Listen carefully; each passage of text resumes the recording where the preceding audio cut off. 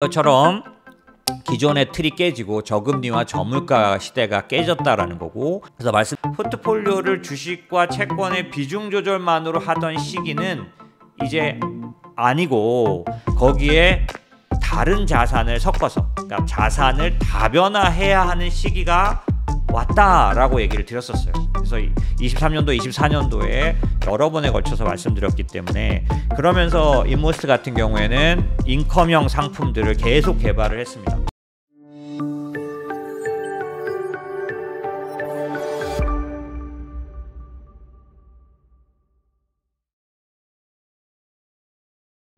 투자 의사를 결정할 때는 경기와 물가와 금리가 다 반영된다는 거고요.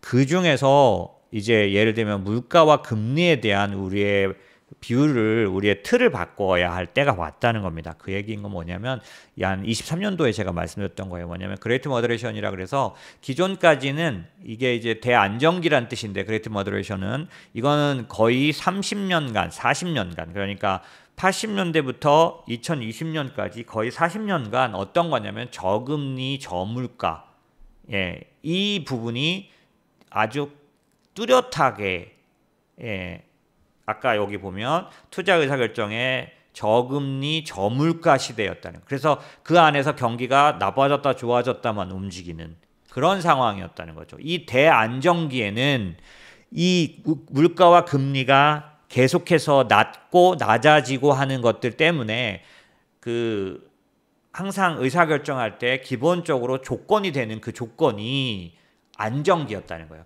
그런데 이게 깨졌다는 겁니다. 보시면 이렇게 쭉 있던 그 패턴을 깨고 거기를 치고 올라가 버렸죠. 금리도 마찬가지입니다. 보시면 계속해서 왔다 갔다는 하지만 어때요? 우하향했죠. 이 흐름을 아주 깨고 5%대까지 치솟아 버린 거죠. 이런 거, 이 추세를 이탈하면, 기술적 분석을 여러분들이 꼭 안 배우셨어도 이건 뭔가 잠깐 다시 돌아가면 괜찮은데, 계속 이러고 있으면 이건 뭔가 패턴이 바뀐 겁니다. 추세가 바뀐 거죠. 그런 측면에서 대안정기에 이 저물가가 깨지고 고물가, 그 다음에 저금리가 깨지고 고금리, 이거 자체가, 여기 보시면 인플레이션이 막 7%까지 나오는 이런 변화는 이전 40년에는 한 번도, 아무리 높을 때도 없었던, 근데 한 번 이러고 다시 내려버리면 좋은데, 지금 다시 떨어진 게 2%대 후반, 올해 하반기에는 3%도 나올 수 있는, 이거를 가만히 내버려뒀으면 내려갈 수 있었는데 관세를 적용하기 때문에 인플레이션이 뚝 떨어지지 못하는 거죠. 그래서 그런 측면에서 보면은 기본적으로 이 아래로 내려가기 어려운 그런 조건이 앞으로도 좀 계속될 거기 때문에, 제가 뒤에 설명드릴게요. 트럼프가 괜히 위협하려고 관세를 꺼낸 게 아니라, 미국이 관세가 아니라 미국이 지금 처한 상황이 트럼프의 그런 해법도 다 동원될 만큼 그런 상황이기 때문에 이게 갑자기 없는 시대로 돌아가지 못한다는 거죠. 그래서 말씀드린 것처럼 기존의 틀이 깨지고 저금리와 저물가 시대가 깨졌다라는 거고, 이 얘기는 이전에도 23년도에도 말씀드렸지만 하워드 막스가 말하는 그런 상점벽해, 아주 천지가 개벽하는 변화, 자기가 한 몇 년도였을까요? 한 40년 이상 이 금융시장에 들어와서 중에 단 3번 있었고, 그 3번째 시체인지가 있었는데, 그게 이제 좀 전에 말씀드린 그 저금리와 저물가가 바뀌었다. 그래서 이 사람이, 이제 제가 설명 예전에 했었으니까 기억나실지 모르겠는데, 지금까지는 마치 주식 투자가 에스컬레이터를 타고 움직이는 그런 거였다면, 지금은 아마 맨발로, 그러니까 발로 걷는 것만큼 더 느리고 어떻게 보면 힘이 드는 그런 투자를 하게 될 거다라고 말을 했는데, 마찬가지 레이 달리오라는 사람도 이때쯤에 뭐라 그랬냐면, 트레저리 일드 10년 금리가 5% 갈 수 있다. 이 사람 정말 그때 당시 이렇게 말했는데 전혀 가지 못했는데 요번에 5%를 갔죠. 그리고 이 사람이 말한 갑작스런 그런 이 뭐죠? 제가 뒤에다 넣어놨나 본데 뒤에다 넣어놨네요. 아이고 온 김에 제이미 다이먼 그 이쪽에서 말하는 이런 그 뭔가 국채 시장에 문제가 터질 것 같다라고 말한 이 부분이 아직은 안 터졌지만, 그런데 아까 제가 말씀드린 이 사람이 말했던 이 10년 금리 5%가 정말 안 갈 것 같은 그 금리를 간다는 거죠. 그리고 이게 점진적으로 일어나지만 어떤 커다란 배경, 변화의 배경을 갖고 있다는 겁니다. 그게 이제 아까 말씀드린 것처럼 금리가 일정 이하로 내려갈 수 없는 환경을 지금 가지고 있고 만들었다는 거고, 이 레이 달리오나 하워드 막스는 이런 그 펀더먼털적인 변화가 주식 시장과 자산 시장에 변화를 가져왔기 때문에 새로운 눈으로 이 시장을 계산하는 법을 배워야 한다라는 얘기를 한 거였었죠. 그런 측면에서 지난번에 제가 말씀드린 것처럼 이제 앞으로는 저금리 저물가 시대에서 벗어났기 때문에 보시면 금리가 이렇게 가다가 이제 이 틀을 깼기 때문에 이전처럼 지나간 50년, 지나간 30년 동안만큼 미국 주가 지수가 좋을 수는 없다라는 거죠. 이것도 이제 지난번에 예전에 한번 설명드렸는데 뭐냐면 실제로 주식 시장이 성장률에 관련된, 그러니까 GDP 성장률 관련된 그런 그 주식시장 상승을 했을 것 같지만 미국 시장을 제대로 이렇게 다 정확하게 계산해서 그래프를 그리고 나면 실제 성장률이 높았을 때 주식 지수 상승은 예를 들면 1960년대부터 90년대까지 1000포인트 가는데 8894일이 걸렸어요. 그런데 2000년도 초입부터 2010한 4년, 5년 요때까지는 2000년 한 15년간은 1000포인트가 2000포인트. 그러니까 1000포인트 올라가는데 8800일 걸렸는데 거기서 1000포인트 가는데 4300일 걸렸고요.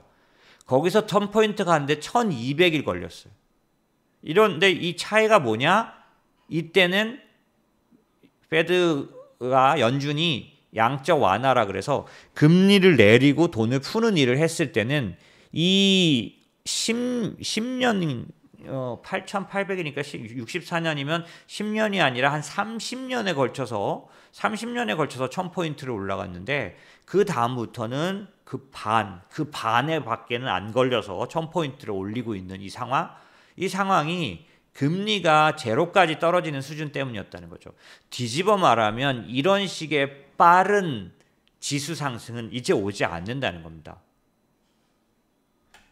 그런 측면에서 예전에 말씀드렸던 것처럼 이전에 그 저금리 저물가 시대의 그레이트 머더레이션 시대의 대안정 시대의 주식 투자 방법은 이 주식이 워낙 압도적으로 좋았기 때문에 채권은 그거에 비교할 수 없었기 때문에 주식을 중심에다 두고 주식만 관심을 가져도 모든 보상이 나오는 거였다면, 그래서 T나라 그래서 there is no alternative, 대안이 없다, 주식밖에는 주식을 안 할 수가 없다.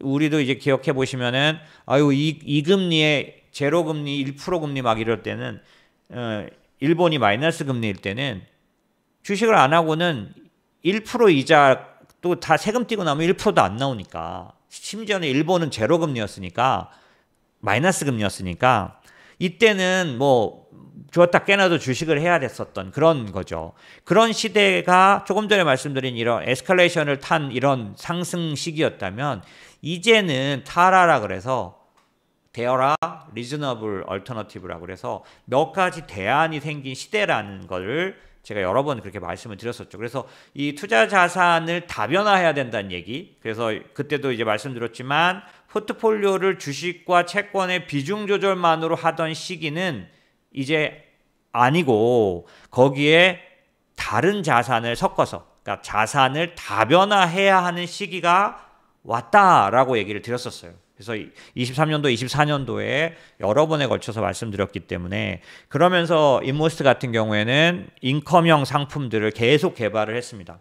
왜? 다변화하기 위해서 여러분들의 일반 포트, 연금 포트에도 인컴형 자산들, 그 다음에 원자재, 또 다른 이런 그 배당형 상품들을 부동산 뭐 이런 것들을 섞어서 투자하는 게 훨씬 더 효율적이기 때문에 그래서 그렇게 노력한 덕에 인모스가 인컴형 포트나 이런 것들을 아예 대대적으로 내놓을 수 있게 저희의 역량이 생겼던 이유가 22년도부터 23년도에 생긴 이 구조적인 변화를 저희는 그 좀 크게 받아들이고 그거를 계속 저희 전체 포트폴리오에다 반영하기 시작했던 거죠.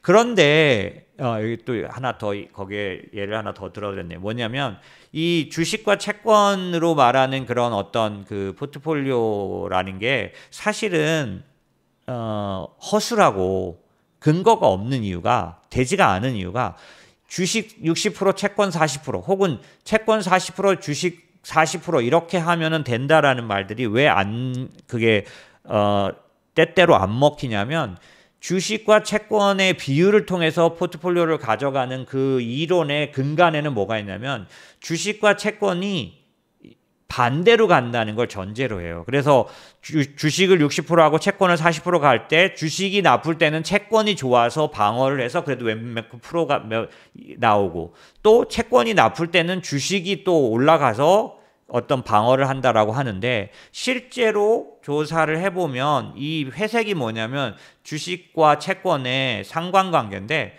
상관관계라는 게 뭐냐면 주식이 올라갈 때 채권도 올라가냐 주식이 올라갈 때 채권은 내려가냐 그래서 이 마이너스 상관 뭐냐면 21년도부터 지금까지는 마이너스 상관관계가 42% 주식이 올라갈 때 채권은 내려가는 이게 마이너스 상관관계, 역상관관계라고 하는 거예요. 그리고 플러스 상관관계 있죠. 2000년부터 2021년까지 20년간은 플러스 31%라는 게 뭐냐면 주식이 오를 때 채권도 오르는 거예요. 플러스 상관관계라는 건. 역상관관계의 반대니까 정해상관관계. 상관관계가 같은 방향으로 일어난다는 거죠. 그러니까 주식이 오를 때 채권도 오른다는 뜻이에요. 근데 이게 좋은데 나쁜 게 뭐냐면 주식이 떨어질 때 방어를 하려고 채권을 넣어놓은 건데 채권도 같이 빠져. 그러면 포트폴리오가 의미가 없어져. 주식 하나만 넣어놓은 거 올라가 줘야죠. 그런데 같이 움직였던 20년간은 아무리 채권을 섞어도 같은 방향으로 움직이기 때문에 좋을 땐 채권도 좋아서 더 좋지만 나쁠 때는 채권도 나빠가지고 방어가 하나도 안 된다는 거예요. 그래서 그때 제가 22년도에 무슨 얘기 들었냐면 역사상 4번째 채권 손실, 국채 손실이 미국 역사상 최대 손실에 속하는 4번째 손실이었어요. 이때 원래 22년도 그때 그 뭐라 그럴까요? 주식이 엄청나게 떨어졌는데 나스닥 기준으로 34%인가 빠졌었는데 그때 채권도 이렇게 특히 국채가 이렇게 박살이 났기 때문에 제가 여러 번 말씀드렸잖아요. TDF라 그래가지고 주식과 채권의 비중을 통해서 위험을 관리하는 방법이 있는데 이때 더 많이 마이너스 났어요. 왜? 주식이 나쁜데 채권도 나빴거든. 특히 안전하다고 말하는 국채도 나빠졌었거든. 그래서 이제 이런 문제들이 생겼기 때문에 이게 그렇게 하면 안 된다가 아니라 언제나 통하는 60대 40 포트폴리오는 아닌 거라는 거. 그래서 그런 측면에서는 이제 지금 바뀐 규칙에서 볼 때는 투자 자산 다변화라는 걸 기본적으로 반영해야 하는 거고요.